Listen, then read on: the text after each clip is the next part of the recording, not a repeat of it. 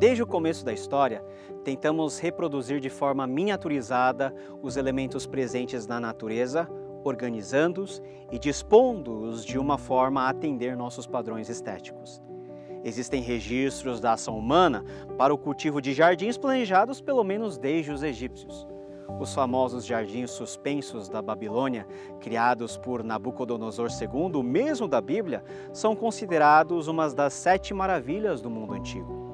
No contexto oriental, chineses, coreanos e japoneses criaram formas particulares de trazer para contextos menores, para casas, palácios, o esplendor presente na natureza, manipulados para uma melhor experiência visual e sensitiva.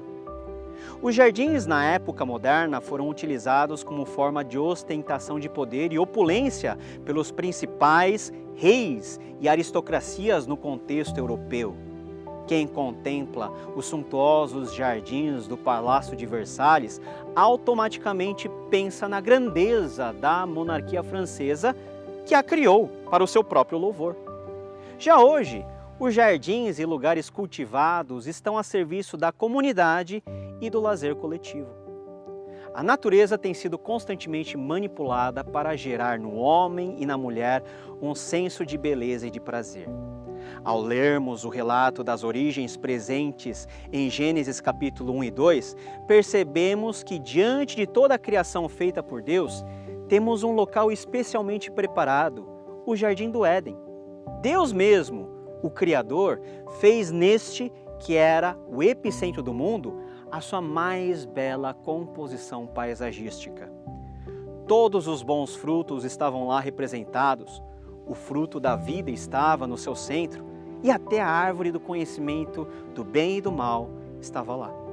A palavra Éden pode significar, entre outras coisas, a ideia de bem-estar e de prazer.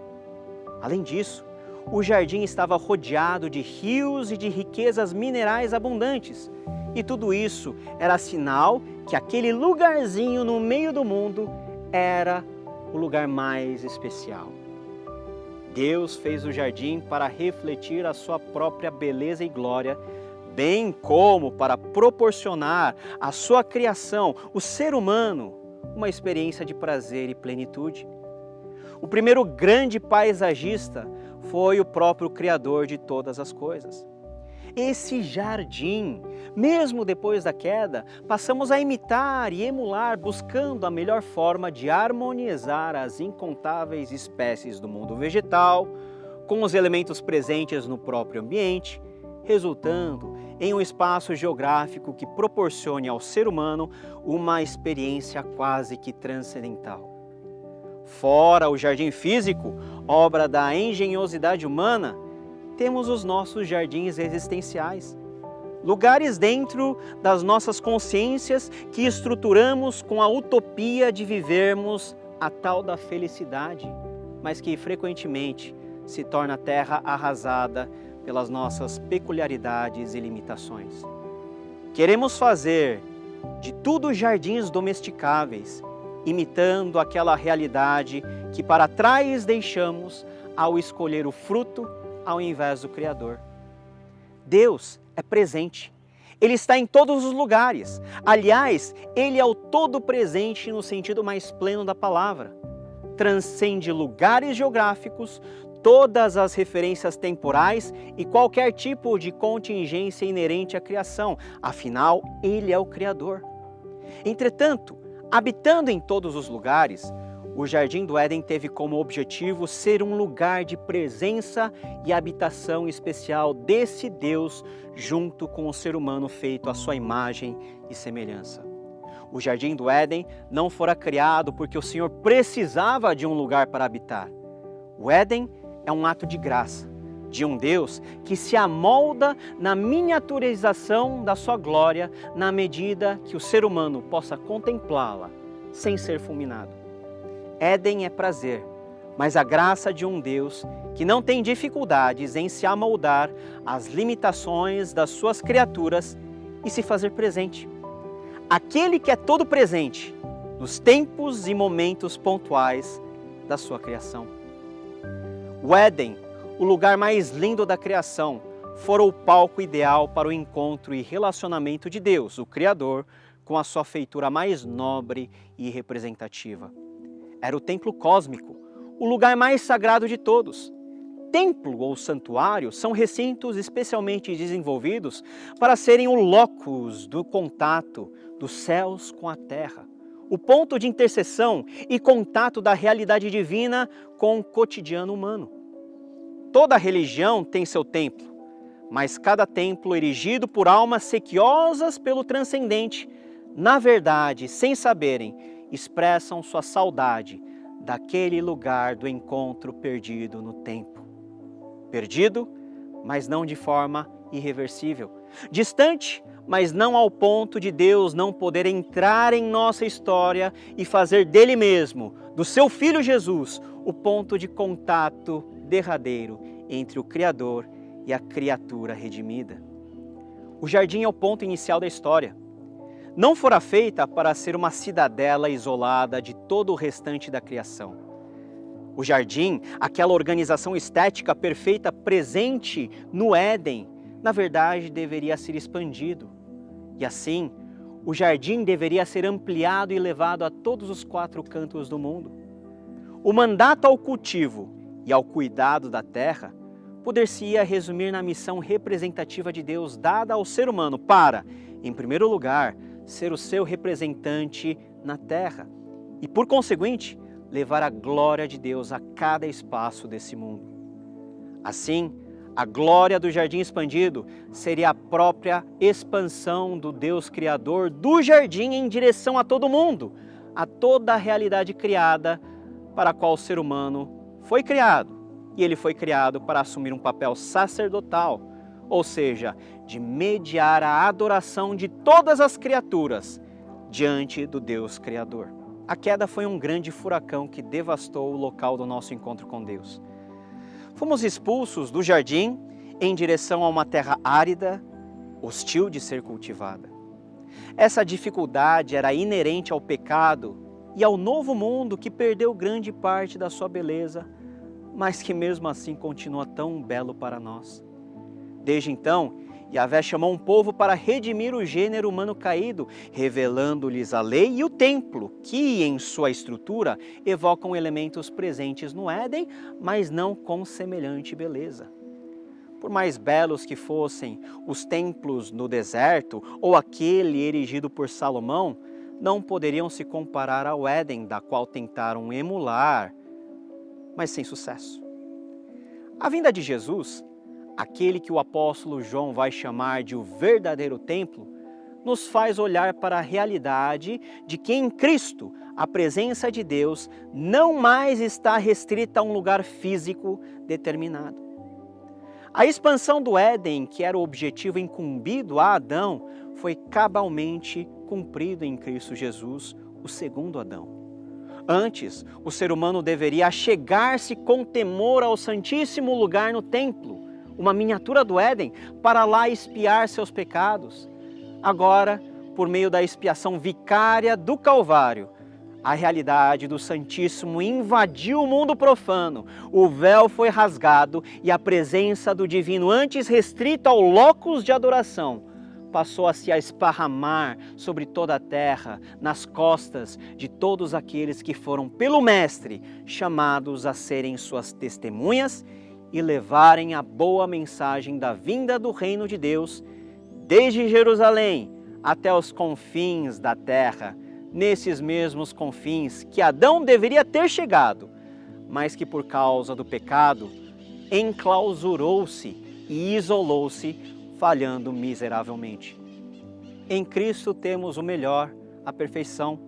Logo, a redenção não é um retorno ao Éden ou a sua reconstrução. O Éden já é em Cristo uma realidade superada. Redimidos e refeitos em Cristo, aguardamos pela nova criação. Um lugar de perfeitas delícias e prazer absoluto. Deus, ao recriar seus filhos e filhas por meio da obra da cruz em Cristo, também reservou um dia e hora para recriar todas as coisas. Assim que, se alguém está em Cristo, nova criatura é, as coisas velhas já passaram, eis que tudo se fez novo. Os novos céus, A Nova Jerusalém não será mais um jardim que domestica a beleza da natureza e a glória de Deus refletida nela. Não, o cosmos será refeito para a habitação do povo redimido. Será todo ele um lugar de perfeita estética, harmonia plena e presença perene do Criador em meio à sua criação. Viveremos a perfeição, superaremos o provisório.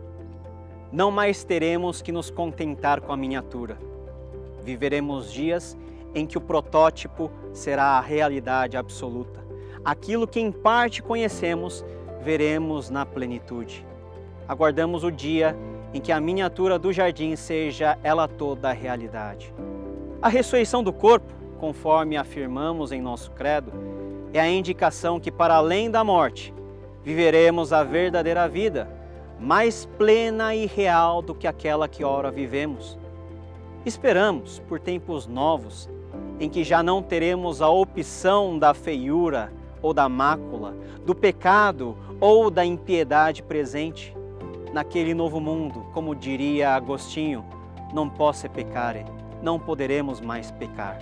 Felicidade será consumada. Naquele novo reino recriado por Deus para ser o templo cósmico e definitivo, o todo será o jardim e o jardim será o todo. Deus habitará no meio do seu povo e onde Deus está presente, temos a garantia de ser o lugar mais belo que existe. O segundo livro que mais cita a palavra jardim na Bíblia é Cantares de Salomão. O jardim é o palco do amor do rei e da sulamita.